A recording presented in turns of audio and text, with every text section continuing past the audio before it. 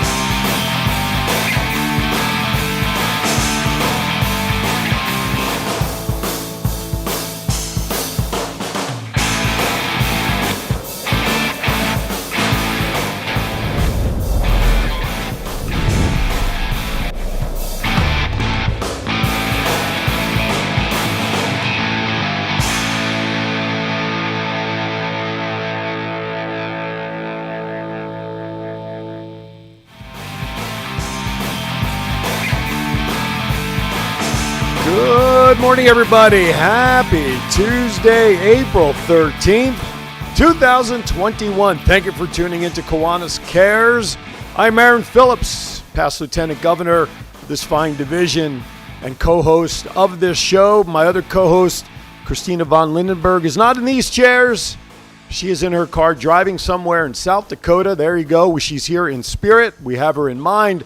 Hopefully she will be joining us on the phone at some point. Of course, having phone connection when you're driving through certain parts of the country can be tough.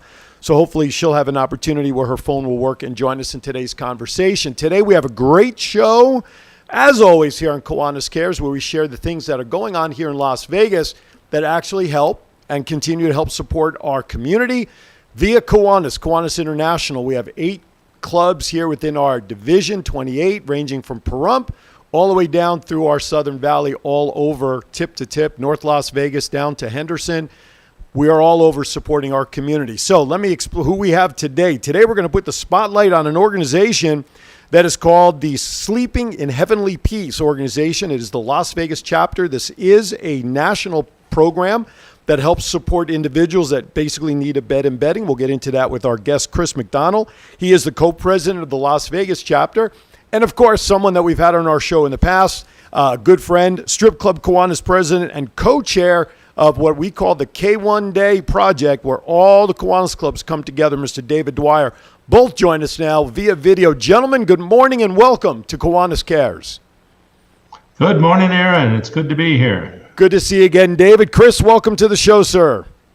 Good morning. Thank you for having me. Absolute pleasure. I hope you guys are doing well. You know, as I was looking at the calendar, can you believe we are already in the second quarter of the 2021 year? Absolutely crazy. Absolutely. It's time to build. Absolutely. Well, it's interesting that you mention it that way, because I think that's a great segue here. Build. What are we building here? So, David, what I'd like to do is I'm going to ask Chris to first explain and introduce the organization, Sleeping in Heavenly Peace, what it is, how it formed, how big it is, and then we'll talk to you, David, about how Kiwanis has gotten involved to make this the K1 Day. So, Chris, if you would please give us some background on the organization. Sure. First, one point. Thank you again for giving us a forum to reach out to our community. It's important. The Sleep in Heavenly Peace organization was actually started in 2012 up in Kimberly, Idaho, and really gained a great deal of national attention through a Facebook series hosted by Mike Rowe called Returning the Favor. Okay. And this was profiled in about late 2018, and at the time, we only had 8 chapters. And within a year of that series, we had grown to over 200 chapters nationwide. Wow. So I saw the piece because I'm an avid follower of that series, which unfortunately is no longer on Facebook. But we went up for training in October of 2019, just 4 short months before the COVID lockdown. But we were able to do 3 builds prior to the lockdown, and ultimately, by the end of the year, even though we were basically shuttered for about 8 months, we were able to deliver 69 beds to kids in the Las Vegas community. Now, when you say deliver them, is that to their homes or is that to a facility where kids are staying? Explain where these beds go. They go to the homes. Okay. So currently, we are about to open up our application link. Because of COVID, we shut down our link for fear that we would probably have several hundred kids that we wouldn't be able to get to because we were on lockdown. So we don't have any new applications coming in right now, but we'll, by the end of this month, we'll open that back up. So yes, to your point, we received multiple applications, and we delivered 69 beds to houses, apartments, any place that a family was staying that was in need of beds. That's a great project, and I'm going to come back to you in a second. So, David, now, of course, here comes Kiwanis. How did you find this organization and make it the highlight project for K1 Day? First, let's explain what K1 Day is, and then how you connected with Chris. Well, K1 Day means all the Kiwanis clubs in the area, including the key clubs that they're available, the high school and the college Kiwanis clubs, which is a build project. That's our motto, we build. We all get together and decide to do a project, community project for a nonprofit organization where we can put together lots of manpower and monies and ideas and build things for them. We've done it for the last 20 years. It's gone everywhere from closing mines at shafts that have been open. I remember that one. That was quite a deal. Yes, it was. We didn't think about that this was actually an event of concern, but there were so many open mine pits in southern Nevada, or mine shafts, that people might be riding their motorcycle, come over the top of a hill and disappear into a mine. So we addressed that. We've worked with St. Jude's, and one year we worked with the Down syndrome group and did lots of work with them. So when this opportunity came up, in our motto as Kiwanis is we build, and Lieutenant Governor Christina asked me to co-chair this, to find a project and do something that we could reach out and do something very important for the kids in the area. Someone suggested, actually a lady in Pahrump, one of our Pahrump club, suggested I contact Sleep in Heavenly Peace group because they had worked with them before. And I had no idea that there were actually kids sleeping on the floors without bedding in this town. I was concerned they didn't have books, and here we find that what you and I take as natural and normal is not always the case. And so I had an opportunity to call Chris and chat with him about what his program was, and he said they were on tap for delivering 100 beds before a year before the COVID invasion, and they wanted to get started again. I said, this looks like a perfect idea for us to get together and work together, put stuff together and work together with our manpower and their knowledge and their tools, and see if we can't crank out a whole lot more beds.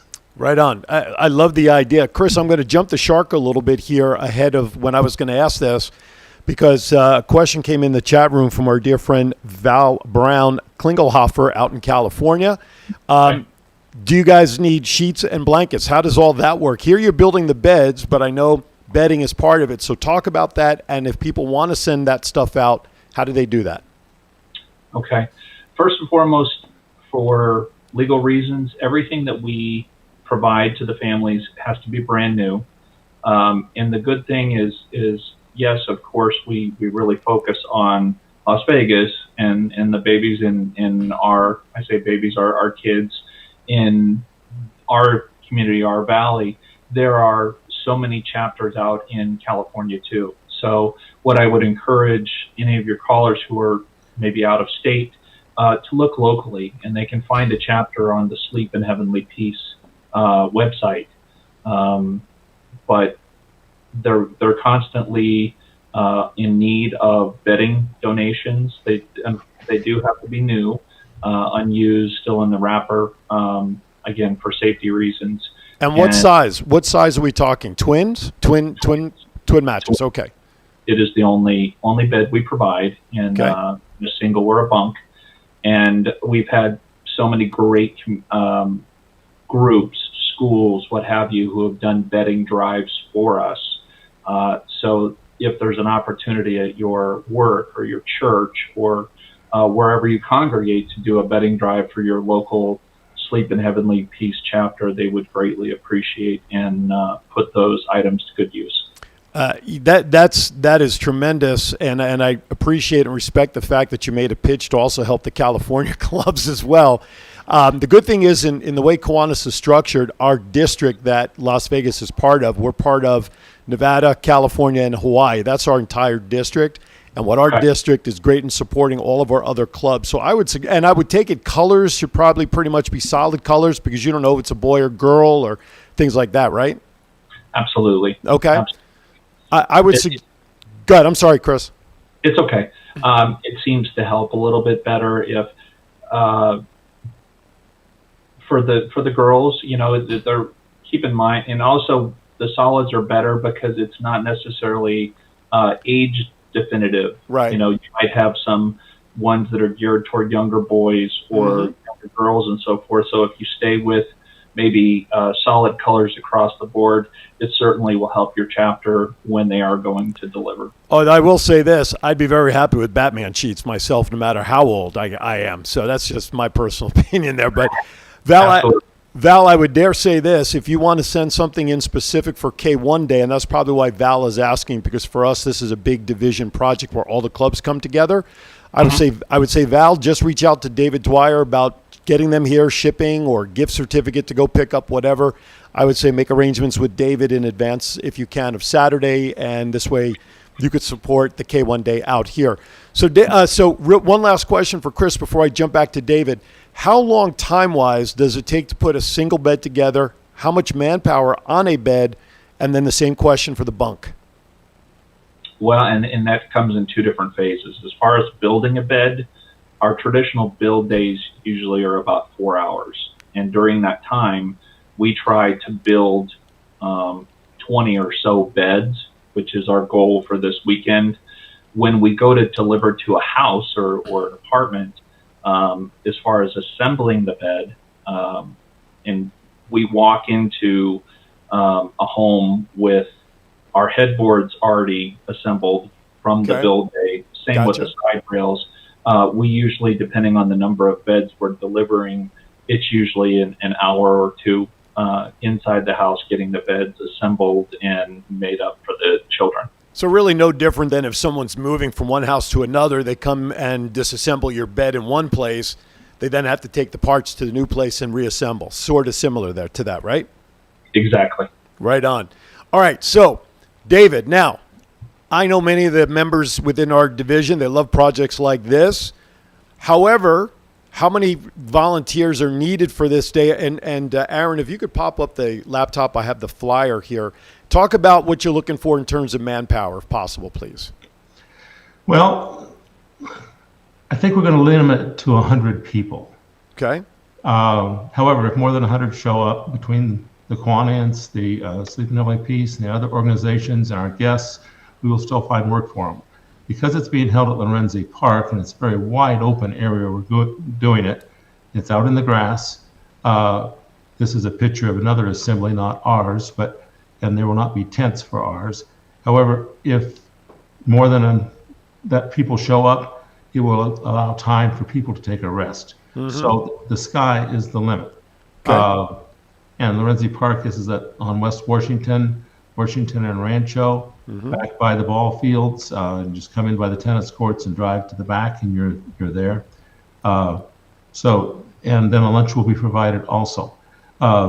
Aaron, I wanted to go back to what Valerie's question, and I think she was asking it more as a question for us than for the people in California. Because correct. Some people don't want to or don't feel capable of sanding or painting or working with equipment or just even moving wood. And they may want to just provide monies for buying the bedding or the mattresses here in Las Vegas.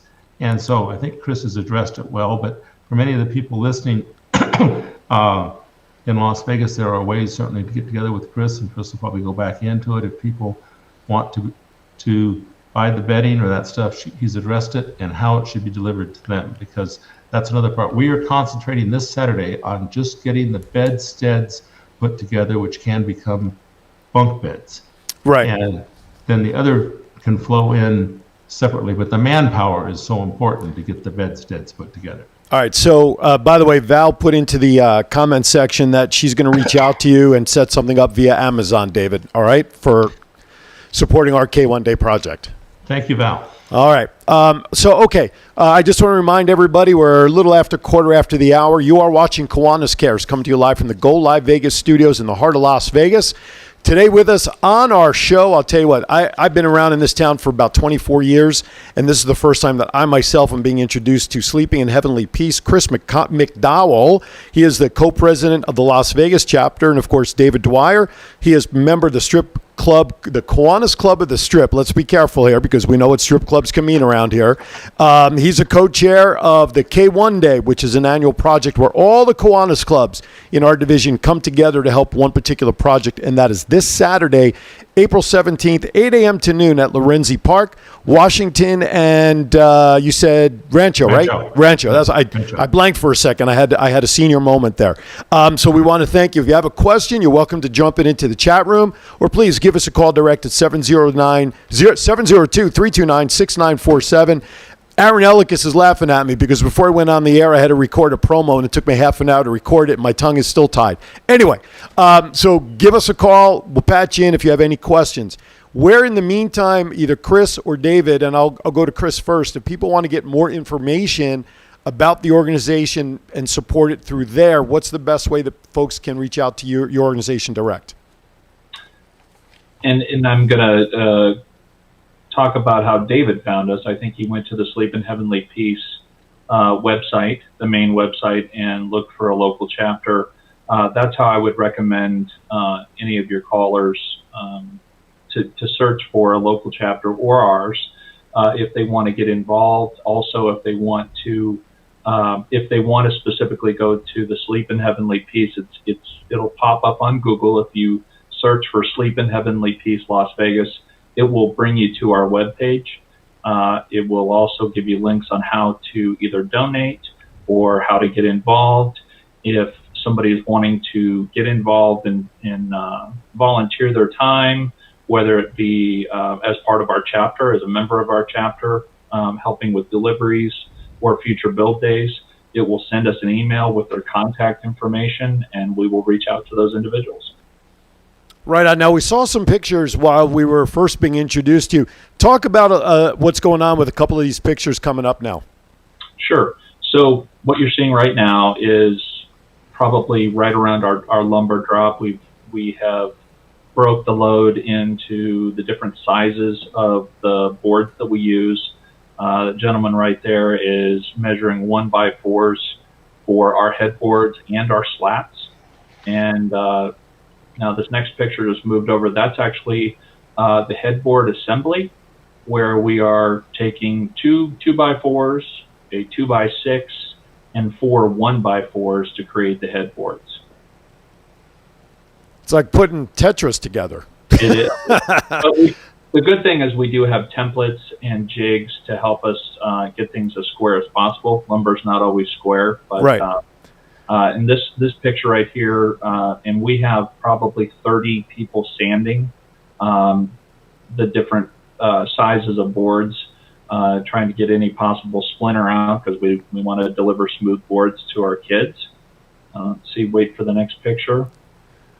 And now, obviously, these kids, the previous one had a sander, and this young man has a hammer, and obviously he's being directed as to where to hammer, but it does not appear you have an age line, an age limit of who can participate in terms of handling and actually being involved. And I know on the picture we shared, there was a link on there that you actually have a waiver for, I'm presuming that's for injury, right?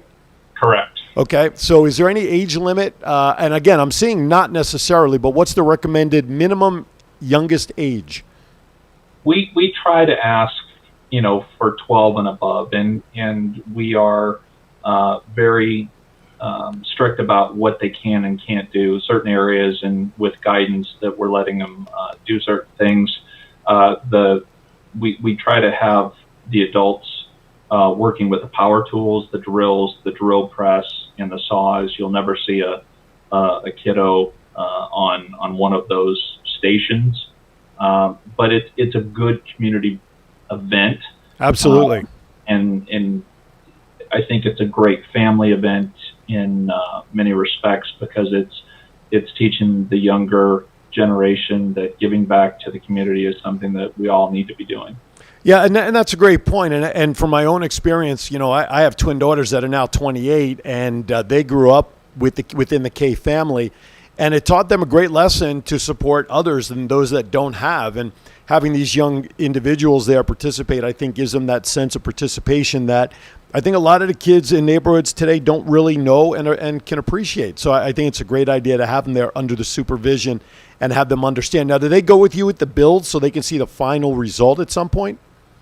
And sometimes we have had some kids go involved with the build, or going involved with the deliveries and so forth. And I think it's very eye-opening for them to walk into a home that literally has very little. Sure. And I'm thankful for the things that they do, in fact, have. And just a small segue, something that David said, that he didn't have really a solid understanding of how many kids really are sleeping on the floor in any city. Right. And our national figure is probably 2 to 3%. Wow. If you look at just Las Vegas, with 450 to 500,000 children under the age of 17, right. If you do 2% of that, that's a very alarming number. I mean, absolutely. We're in 15 to 16,000 kid range, and we're just scratching the surface. But so we're doing what we can. Yeah, I think it's great. And you mentioned early on about you have an application process online, but do you work with any of the city organizations that know of children that don't have? Do you reach out to them, or is this just strictly an application process where people reach out to you guys? That's a great question. And before COVID, we were starting those discussions and starting to develop those relationships. And many of our referrals and people who have signed up on the web have come from school social workers, school counselors. Gotcha.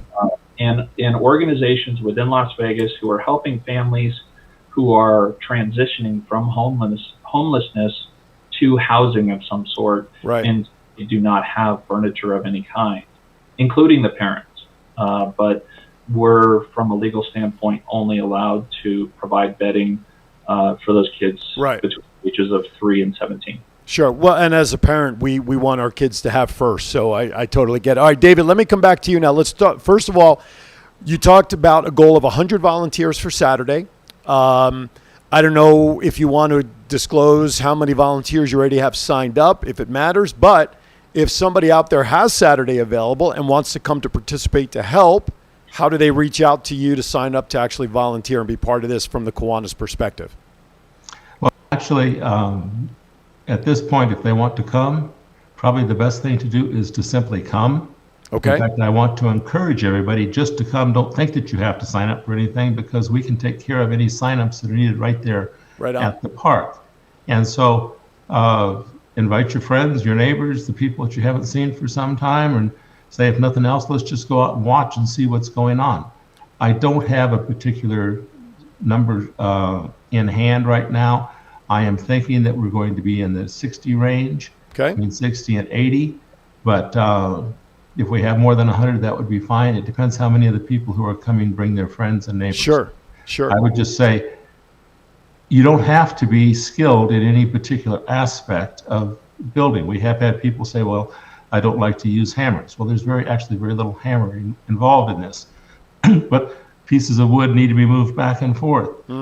People are going to need water. The support group that undergirds everything is really, really important. So, you can look at it and say that I have no particular skill. Well, you'd be surprised what all you do know, and we will find a place for you to fit right in. And the other advantage of having more than enough people is that you don't have to sand all the time. You can go over and drill. You can put screws together. You can, there's lots of things to do.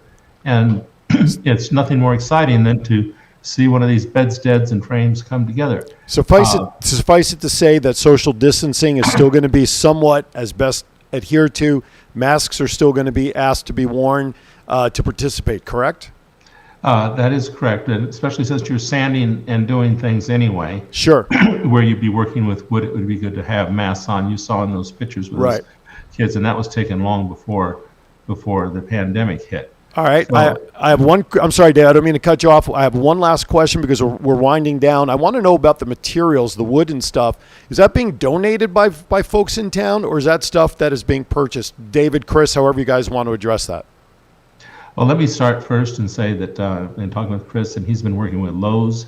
Lowe's is providing that material at a reduced rate. The Kiwanis clubs in town have gotten together and contributed a large amount of money to purchase the materials.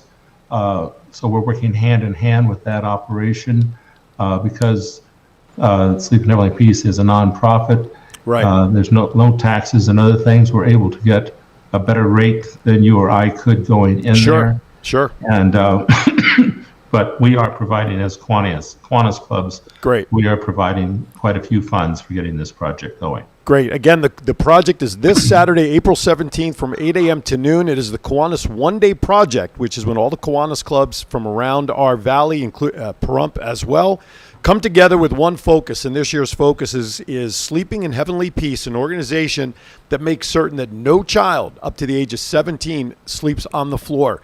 They put the beds together, bedding. And Chris, one final thing before we say goodbye. You mentioned before we went on the air that these individuals keep the beds and bedding forever. This is not a loaner. This is not a short time. So real quickly, in about 30 seconds, talk about that aspect of the program. That's a very important part in that this is a gift. This is a gift to those children, to these families, that it requires no payment. It is theirs forever, and gives them that sense of pride and ownership of their bed, and that it won't be taken away from them, and it is not a loaner. It is theirs, and they're very happy to have it. And that's a key part. This truly is a gift that will keep on giving forever, and that's very important. Gentlemen, I want to thank you guys for coming on. We're at the end of our time together. David, I'm sure by the time the next Kiwanis Kares show comes on the air, I am sure that that you'll give the results to Christina, which, by the way, she's on the line. Our current Lieutenant Governor, Christina von Lindenberg, is calling from somewhere in her car. You have about 30 seconds before we have to say goodbye, Christina, but I'm glad you got in. I know. Just thank you to everybody about participating in the program. I had been trying the whole half an hour trying to connect me, and I couldn't. So thank you, Chris. Thank you, Dave. And I hope we have a wonderful day on Saturday. Well, it sounds like it's going to be a great day. And as I was just saying when you called in, I know you'll get the results of the event so that the next Kiwanis Kares show comes on the air. We can talk about the results and how many kids and volunteers and stuff were helped. So with that, they're playing our music, which means our time in the slot machine in our jukebox is ended. Christina, I'm glad at least we got you in somewhere in North Dakota. We thank you for that. Continued safe travels. All right, Chris, thank you so much. Mr. David, thank you so much. I wish I could be out there, but I got too many shows to do on Saturday. I'll have you in mind. Very good.